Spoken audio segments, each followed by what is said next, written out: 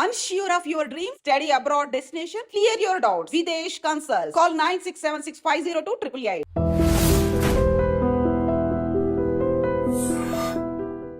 సమాజానికి ఒక సైకియాట్రిస్ట్ అవసరం ఉందంటారా ఇప్పుడు? చాలా వరకు ఉందండి. ఆ రోజుల్లో ఎక్కువగా ఉమ్మడి కుటుంబాలు ఉండేవి.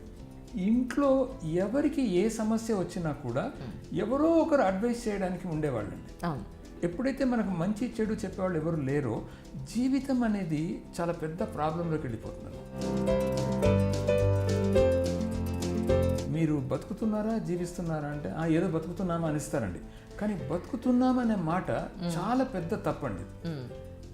మనుషులు జీవించాలి అంటే వాళ్ళు జీవితాన్ని ఎంజాయ్ చేయాలి. కానీ ఇక్కడ ఎవ్వరికి కూడా ఎంజాయ్మెంట్ అనేది లేదండి. వీళ్ళకి ఎంజాయ్మెంట్ అంటే ఏ పబ్ కల్చరో, ఏ క్లబ్ కల్చరో, లేదా ఏ తాగుడో, ఏ స్మోకింగో, ఏ డ్రగ్సో, ఏ బాయ్ ఫ్రెండో, ఏ గర్ల్ ఫ్రెండో ఇదే అనుకుంటున్నారు తప్ప దీనికి బియాండ్ ఉంది అనే విషయం వీళ్ళకి అర్థం కావడం లేదండి. ఒక్కొక్క వ్యక్తి ఒక్కొక్క విధంగా ప్రవర్తిస్తాడు. ఇది ఒకటి. రెండోది ఏంటంటే మనుషులకు అది గొప్ప వరమా గొప్ప శాపమా నాకు తెలియదు కానివ్వండి. నక్కను గమనించండి, పుట్టినప్పటి నుంచి చచ్చేదాకా అది నక్కలాగానే ఉంటుందండి. పామును గమనించండి, పుట్టినప్పటి నుంచి చచ్చేదాకా అది పాములాగానే ఉంటుందండి. కానీ మనిషి అలా కాదు.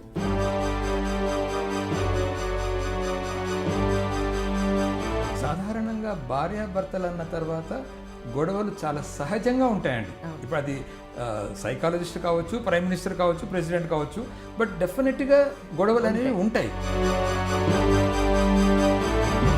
చాలా టిపికల్గా ఉన్న క్లయింట్ ఎవరైనా వచ్చారు మీ దగ్గరికి, మీకు డీల్ చేయడానికి కష్టమైన క్లయింట్? నా కూతురు చాలా బాగా చదువుతుంది డాక్టర్ గారు, అన్నిట్లో 90% మార్కులు వస్తాయి. బట్ మీరు దయచేసి మీరు ఆమెను సజెషన్స్ ఇచ్చి ఆమె అన్ని సబ్జెక్టులో ఫెయిల్ అయ్యేటట్టుగా చేయగలరు అని అడిగింది. ఎందుకు?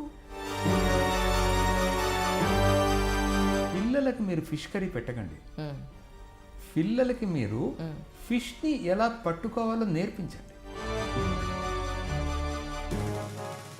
ఇంట్లో తల్లిదండ్రులు రోజు గొడవ పడుతున్నారు, కొట్లాడుకుంటున్నారంటే పిల్లలకు ప్రేమ దొరకదండి. సో ప్రేమను బయట వెతుకుంటారు వాళ్ళు. కానీ వాళ్ళకు ప్రేమకి కామానికి ఉన్న తేడా వాళ్ళకి తెలియదండి. ఆ పిల్ల 17 years పిల్లకి తెలియదు. ఆ కామం వాళ్ళు ప్రేమ అనుకుంటారు. But out side world is not like that. Out side world అంతా గోతిగాడ నక్కల్లాగా వెయిట్ చేస్తుంటారండి. Correct. Every individual has a talent. ఆ టాలెంట్ని గుర్తించి మనం ముందుకెళ్ళడానికి ప్రయత్నం చేస్తే లైఫ్ ఈజ్ బ్యూటిఫుల్. ఇప్పుడు నా టాలెంట్ ఇది, నేను దీంట్లో ముందర వెళ్తాను, నాకు ఇంట్రెస్ట్ ఇది. ఇప్పుడు రోజుకొక టాలెంట్ చూపించాలని అనుకున్నవాడు, రోజుకొక ఆలోచన చేసేవాడు ఎప్పుడు జీవితంలో పైకి రాలేడు. ఒక్కొక్క మనిషి జీవిత సమస్య ఒక్కొక్క రకంగా ఉంటుంది. వాళ్ళ జీవితాలని ఒక పద్ధతిగా లేదంటే ఒక సవ్య దిశలో పెట్టుకోవాలి అంటే, జీవితాన్ని బాగుపరుచుకోవాలంటే ఏం చేయాలంటారు? ఒక్క గోల్, లక్ష్యం అంటాం దాన్ని. ఒక్క గోల్ పెట్టుకున్నాను, వాళ్ళ ఇష్టం. పిల్లలు ముత్యాలండి. Really they are so beautiful, they are so wonderful అండి. భగవంతుడు మనకిచ్చిన గిఫ్ట్స్ అండి వాడు. అభిమన్యుడు తల్లి కడుపులో ఉన్నప్పుడు శ్రీకృష్ణుడు వచ్చి పద్మవ్యూహం గురించి మాట్లాడతాడండి. ఆ ఊ కొట్టేది అభిమన్యుడి తల్లి కాదండి, ఊ కొట్టేది ఆ బిడ్డ. అంటే అక్కడ చదువుకున్నాం అది. బట్ సైన్స్లో కూడా దిస్ 3rd month నుంచి as the brain and other things start developing, they start learning things అండి. ఈ జీవితం ఎందుకు అంటే మనము ఆనందంగా ఉంటూ వీలవుతే, అండర్లైన్ చేయండి, వీలవుతే ఇతరులని కూడా ఆనందంగా పెట్టడానికి. That's all is life for me.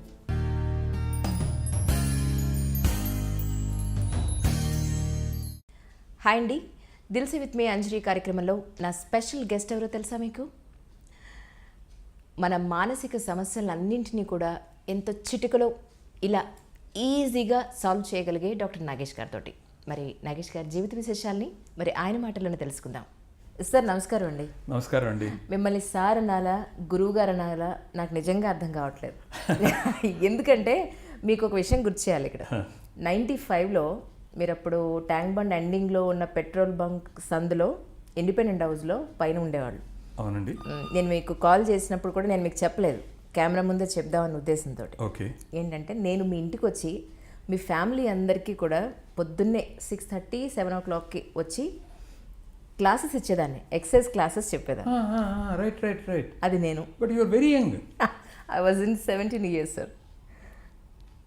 Oh god I can't believe this. Like నేను ఎల్బీ స్టేడియం ఐ నుంచి రిమెంబర్, నేను, నా వైఫ్, మా ఇద్దరు పిల్లలు అందరం use to undergo the Yes. Training. అంటే ఇప్పుడు నేను మిమ్మల్ని గురువు గారు అని పిలవాలి.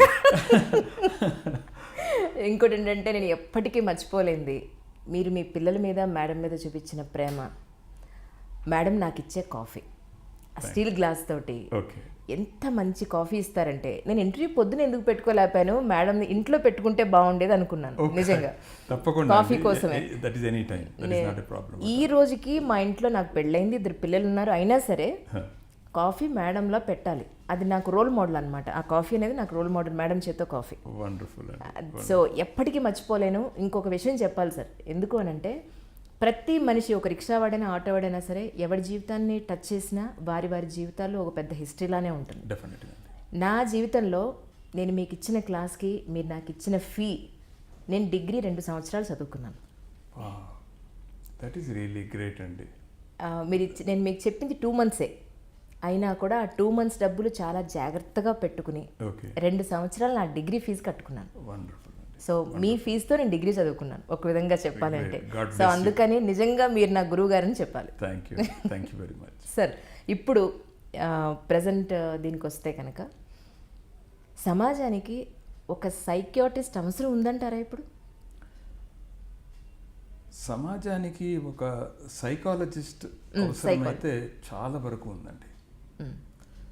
కారణం ఏంటంటే, ఇంతకు మునుపు అసలు మీరు చూస్తే, అంటే మన తాతలు తండ్రుల టైంలో మనం ఒక్కసారి గమనించామంటే, ఆ రోజుల్లో ఎటువంటి సమస్యలు కూడా ఉండేవి కాదండి. మీరు అడగవచ్చు కారణం ఏంటి అని అడగవచ్చు మీరు. ఆ రోజుల్లో ఎక్కువగా ఉమ్మడి కుటుంబాలు ఉండేవి. అంటే తాతయ్య, తర్వాత పిల్లలు, మనవలు, నానమ్మ, అమ్మమ్మ, ఈ సంసారాలన్నీ కలిసి ఉన్నప్పుడు ఇంట్లో ఎవరికి ఏ సమస్య వచ్చినా కూడా ఎవరో ఒకరు అడ్వైస్ చేయడానికి ఉండేవాళ్ళండి. కానీ ఈ రోజుల్లో మీరు చూస్తుంటే మెల్లగా ఆ ఉమ్మడి కుటుంబాలు మెల్లమెల్లగా ఇండివిజువల్ కుటుంబాలు అయిపోయాయి. తర్వాత వైఫ్ హస్బెండ్ మాత్రమే, పెళ్లి కాగానే వైఫ్ హస్బెండ్ బయటకు వచ్చి వాళ్ళ కుటుంబాలు అయిపోయాయి. తర్వాత ఇప్పుడు ఈ రోజుల్లో wife or husband with children అయిపోతుంది. ఇంకా ఒక్కటి స్టెప్ వచ్చింది, హైదరాబాద్ వచ్చేసింది. అప్పుడు నాకు అప్పుడే కేసులు వస్తున్నాయి, లివింగ్ రిలేషన్షిప్ అంటారు, ఆ లెవెల్ దాకా వచ్చేసింది. ఇప్పుడు ఎప్పుడైతే వీళ్ళు సపరేటే వెళ్ళిపోతున్నారో మంచి చెడు చెప్పేవాళ్ళు ఎవరు కూడా లేరండి. సో ఎప్పుడైతే మనకు మంచి చెడు చెప్పేవాళ్ళు ఎవరు లేరో జీవితం అనేది చాలా పెద్ద ప్రాబ్లంలోకి వెళ్ళిపోతుందండి. ఒక చిన్న ఉదాహరణ ఇస్తాను మీకు. నాలెడ్జ్ అంటాం. ఈ నాలెడ్జ్ అనేది 2 రకాలుగా ఉంటుందండి. మొదటిది ఏంటంటే అకాడమిక్ నాలెడ్జ్ అంటాం.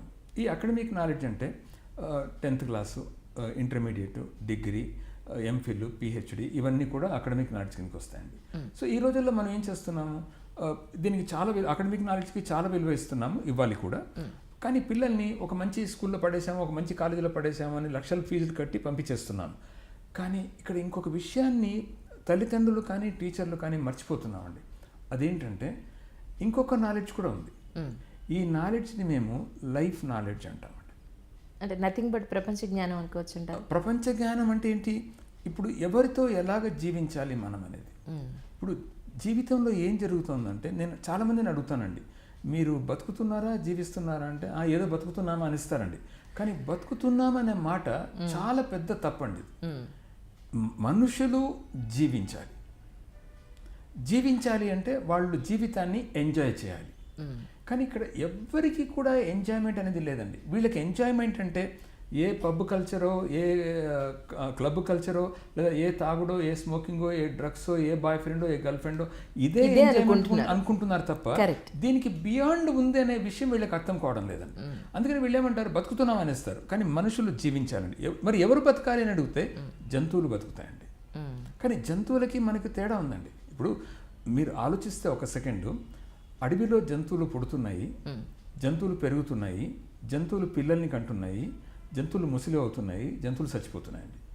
ఇక్కడ మనము పుడుతున్నాము, మనము పెరుగుతున్నాము, మనము పెళ్లి చేసుకుని పిల్లల్ని కంటున్నాము, మనము ముసలాళ్ళు అవుతున్నాము, మనము చచ్చిపోతున్నామండి. ఏంటి తేడా? ఈ తేడా తెలియకుండా మనము బతుకుతున్నామంటే ఏంటి జీవితం? సో జీవితం అనేది నా దృష్టిలో మనం జీవించాలండి. ఆ జీవించాలంటే మనకు ఎలా జీవించాలనే ఒక విషయం తెలియాలి. కానీ ఈ మెటీరియలిస్టిక్ వరల్డ్లో ఈ మొత్తం ప్రాపంచిక విషయాలు చూస్తే చాలా వరకు మెటీరియలిస్టిక్ లైఫ్కు జీవితమే తప్ప మనం నిజంగా జీవితం అనేది లేదండి. లేదా ఇంకో విషయం మీకు చెప్పాలంటే, వస్తువులు ఉంటాయి. ఇప్పుడు ఈ వాచ్ ఒక వస్తువు, సెల్ ఫోన్ ఒక వస్తువు, కళ్ళద్దాలు ఒక వస్తువు. ఇవన్నీ ఈ వస్తువులు ఎందుకు అంటే ఈ వస్తువులు వాడుకోవడానికండి. మనుషులు ఉంటారు, ఈ మనుషులు ఎందుకంటే మనుషులు ప్రేమించడానికండి. కానీ మీరు గమనించారో లేదో, ఈ ప్రపంచంలో ఈరోజు జరుగుతున్న విషయం ఎగ్జాక్ట్లీ రివర్స్ అయిపోయింది. వస్తువుల్ని ప్రేమిస్తున్నాము, మనుషుల్ని వాడుకుంటున్నాము. ఈర్ష్య, ద్వేషం, కసి, ఆవేశం ఇవన్నీ కూడా ఎంత పెరిగిపోయాయంటే స్వార్థానికి మించి వెళ్ళిపోవడంతో ఈ రోజుల్లో ప్రపంచంలో చాలా ప్రాబ్లమ్స్ చూస్తున్నామండి మనం. సో ఇటువంటివి రాకుండా ఉండాలంటే సైకాలజిస్టుల అవసరం అనేది ఎంతో ఉన్నదండి డెఫినెట్గా. సార్ ఒక్కసారి ఒక డాక్టర్ నగేష్గా అందరికీ తెలుసు, మా అందరికీ, మీ క్లయింట్స్ దగ్గర నుంచి కానివ్వండి, మీడియా వాళ్ళకి కానివ్వండి, చాలామందికి తెలుసు. ఒక్కసారి మీ కుటుంబ నేపథ్యాన్ని మాతో పంచుకోండి సార్. మీ తల్లిదండ్రులు నిజంగా చాలామందికి తెలియదు ఈ విషయం. మా తండ్రి గారు చాలా ఫేమస్ డాక్టర్ అండి. ఆయన పేరు డాక్టర్ రామచంద్రరావు. మదర్ పేరు సుభద్రబాయ్ అండి. నేను పుట్టి పెరిగిందంతా కూడా కర్నూలులో అండి. నా అర్లీ ఎడ్యుకేషన్ అంతా కర్నూలులోనే జరిగింది. రాయలసీమ. తర్వాత ఇక్కడ హైదరాబాద్ వచ్చాక ఇక్కడ హైయర్ ఎడ్యుకేషన్ అంతా ఇక్కడ జరిగిందండి. పోస్ట్ గ్రాడ్యుయేషన్ దాకా ఇక్కడ వచ్చింది. తర్వాత అమెరికా వెళ్ళడం జరిగిందండి. అమెరికాలో ఇంకా హైయర్ స్టడీస్కి వెళ్ళి అక్కడ కంప్లీట్ చేసుకున్న తర్వాత మా అమ్మగారు వచ్చారండి ఇక్కడికి. ఎందుకు ఆమెకు అమెరికా లైఫ్ పడలేదండి అక్కడ. సో నేను అందరికన్నా చిన్న కొడుకునండి. మా ఎంతమంది సంతానం? మేము 5 మంది అండి మా పేరెంట్స్కి. 4 అన్నదమ్ములం. అంటే 2 అన్నలు, అక్క, మళ్ళీ 2 అన్న, నేను లాస్ట్ అండి. మీరే ఆఖరు? అందరికన్నా లాస్ట్ అండి నేను. సో అమ్మకు నేనంటే కొద్దిగా ఇష్టం అండి. ఆఖరు అంటే ముద్దు చేసేస్తారు కదా. యూజువల్గా మన ఇండియాలో అది కామన్ అది. సో షీ సెడ్ దట్ అరే నీతో ఉండాలని ఉంది అన్నప్పుడు నేను అమెరికాలో ప్రాక్టీస్ స్టార్ట్ చేశానండి అప్పుడే. But I came back for her reason అండి. ఇక్కడ వచ్చాక లక్కీగా ఆమె ఆశీర్వాదం, భగవంతుడి ఆశీర్వాదం ఉండడం వల్ల ఇక్కడ కూడా మంచి పేరు రావడం, తర్వాత నేను అనేక మందికి వాళ్ళ మానసిక సమస్య నుంచి హెల్ప్ చేయడం, వాళ్ళని బయటపడేయడం జరిగిందండి. అంటే ఎన్నో రకాలైన ప్రొఫెషన్స్ ఉండగా మీరు ఇటువైపు రావడానికి గల కారణం ఏంటంటే? సైకాలజీ అంటే చిన్నప్పటి నుంచి చాలా ఇష్టం అండి. దీన్ని మేము డైనమిక్స్ ఆఫ్ హ్యూమన్ బిహేవియర్ అని అంటాం. ఈ డైనమిక్స్ ఆఫ్ హ్యూమన్ బిహేవియర్ అంటే అర్థం ఏంటంటే, మీరు గమనించండి, మీ చుట్టుపక్కల ఉన్న వ్యక్తుల్ని మీరు తీక్షణంగా చూడండి ఒకసారి. ఒక్కొక్క వ్యక్తి ఒక్కొక్క విధంగా ప్రవర్తిస్తాడండి. ఇది ఒకటి.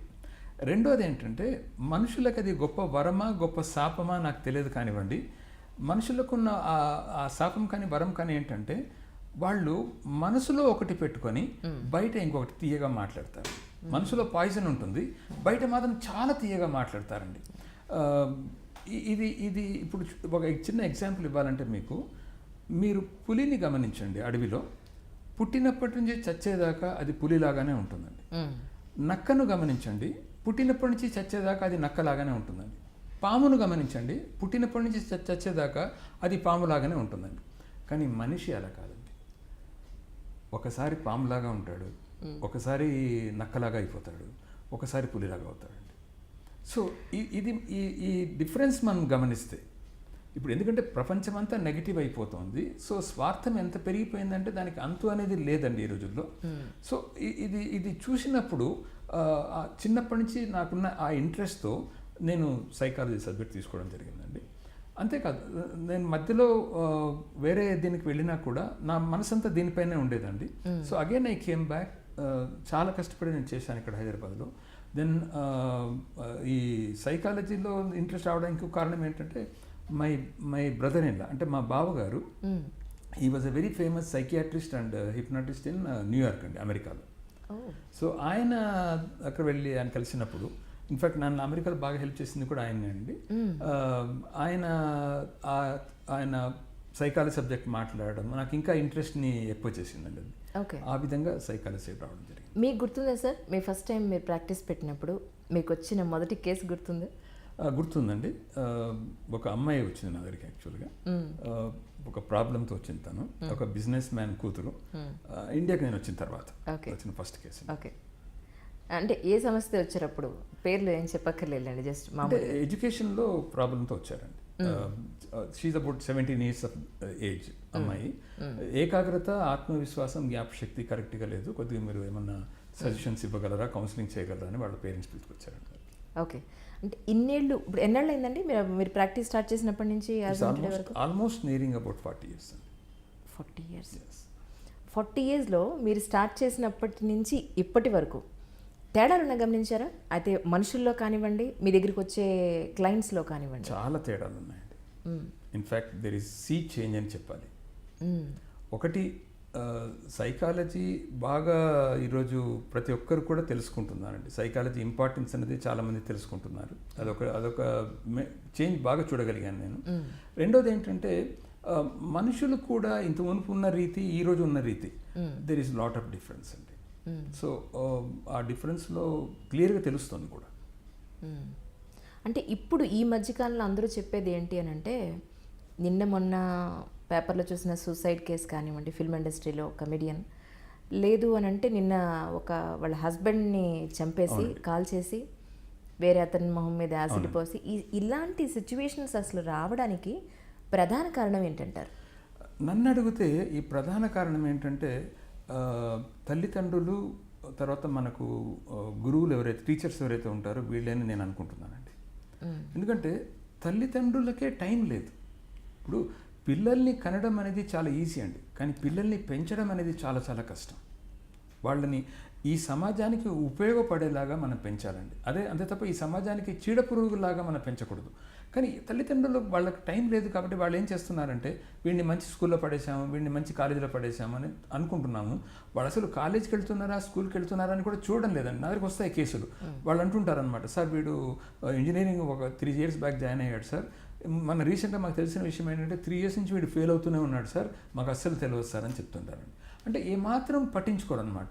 రెండోది ఏంటంటే టీచర్స్ కూడా, ఇప్పుడు టీచర్స్ కూడా, నేను ఈ మాట చెప్పకూడదు కానీ వాళ్ళు కూడా ఇంట్రెస్ట్ తీసుకోవడం లేదండి. ఏదో వాళ్ళు డ్యూటీ చేయాలి కదా అని చేసేస్తున్నారు, వెళ్ళిపోతున్నారు. అలా కాకుండా మనసు పెట్టి చేస్తే తల్లిదండ్రులు కానీ లేదా టీచర్స్ కానీ ఇటువంటి ప్రాబ్లమ్స్ ఏవి కూడా రావండి. ఇది లేదు కాబట్టి ఇప్పుడు చూడండి, ఉదాహరణకి ఇప్పుడు ఒక అబ్బాయి ఒక అమ్మాయి ప్రేమించుకొని పెళ్లి చేసుకున్నారు అంటే ఒకరినొకరు అర్థం చేసుకుని ప్రేమించుకున్నారు, పెళ్లి చేసుకున్నారండి. ఇంకా జీవితాంతం వాళ్ళు ఎలా ఉండాలండి? అలా ఉండకుండా వాళ్ళ మనసులో, ఇప్పుడు నేను అన్నాను మనసులో ఒకటి ఉంటుంది, బయట ఒకటి ఉంటుంది అన్నాను. మనసులో ఒకటి పెట్టుకొని వీడిని పెళ్లి చేసుకుంటే నేను అమెరికా వెళ్ళొచ్చు, వీడిని పెళ్లి చేసుకుంటే నాకు లక్షలు వస్తాయి, వీడిని పెళ్లి చేసుకుంటే నాకు కోట్లు వస్తాయి, లేదా ఈమెను పెళ్లి చేసుకుంటే ఈమె ఆస్తి నాకు వస్తుంది, ఇలాంటి మనస్తత్వాలు ఎక్కువైపోయాయండి. అంటే స్వార్థం అనేది ఎంత పెరిగిపోయిందంటే ఒక లిమిట్ అంటూ లేదండి దానికి. ఎక్కడో ఇంత మునుపు ఉండేది స్వార్థం, ఇంత మునుపు కూడా లేదని నేను చెప్పను, నా చిన్నప్పుడు కూడా స్వార్థం ఉండేది, కానీ అది ఒక లిమిట్ అయితే ఉండేది. ఈ రోజుల్లో ఆ లిమిట్ అనేది డెఫినెట్గా లేదండి. మీరు మేడం మ్యారేజ్ చేసుకున్నప్పుడు ఏమనుకున్నారు, ఏమేమి మాట్లాడుకున్నారు మీరు? ఎందుకంటే మీరు ఒక సైకాలజిస్ట్ కదా, జనరల్గా అవతల వ్యక్తిని చాలా ఈజీగా చదివేస్తారు. అవునండి. అది మీకు ప్లస్ అయిందా మైనస్ అయిందా, నిజం చెప్పండి. ఒక విధంగా నాకు ప్లస్ అయిందండి అది. అవునా? అవునండి. అంటే ఆ అమ్మాయి అర్థం చేసుకున్న తర్వాత మా లక్ ఏంటంటే పెళ్ళికి, అంటే పెళ్లి చూపుల తర్వాత పెళ్ళికి